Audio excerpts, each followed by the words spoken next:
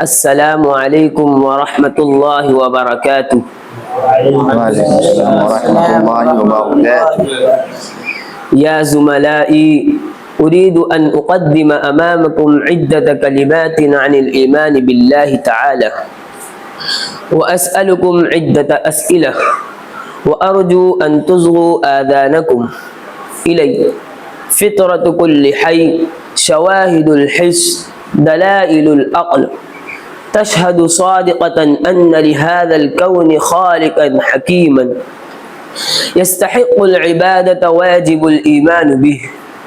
ولله في كل تحريكة وفي كل تسكينة شاهد، وفي كل شيء له آية تدل على أنه الواحد.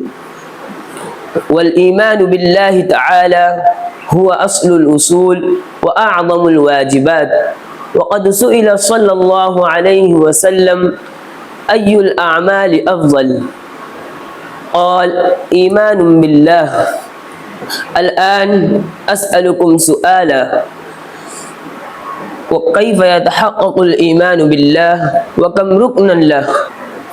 ويتحقق الإيمان بالله بأربعة أركان: الإيمان بوجوده، الإيمان بربوبيته، الإيمان بألوهيته، الإيمان بأسمائه وصفاته. من يدل على وجوده سبحانه تعالى.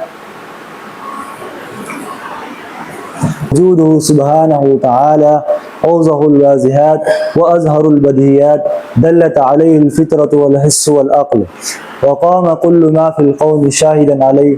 قال تعالى: أم خلقوا من غير شيء أم هم الخالقون أم خلقوا السماوات والأرض بل لا يوقنون. وكيف يتحقق الإيمان بربوبيته سبحانه؟ ويتحقق الإيمان بربوبيته سبحانه بالاعتقاد أنه الرب الخالق الرازق، له تمام الملك والتدبير، لا يتحرك متحرك إلا بإذنه، ولا يسكن ساكن إلا بأمره.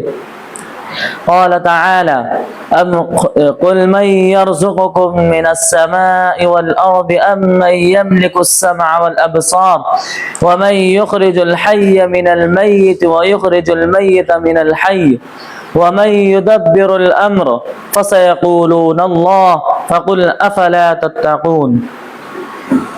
وما مقتضى الإيمان بألوهيته تعالى؟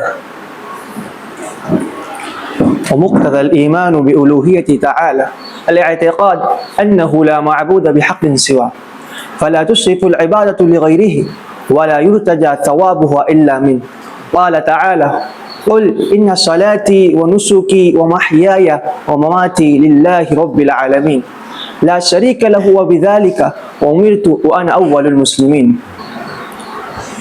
أخبروني عن الإيمان بأسماء الله وصفاته.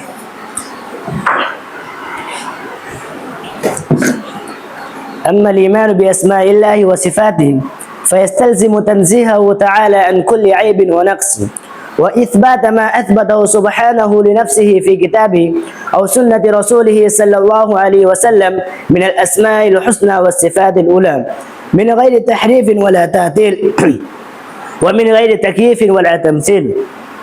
قال تعالى: ولله الأسماء الحسنى فادعوه بها وذروا الذين يلحدون في أسمائه سيجزون ما كانوا يعملون.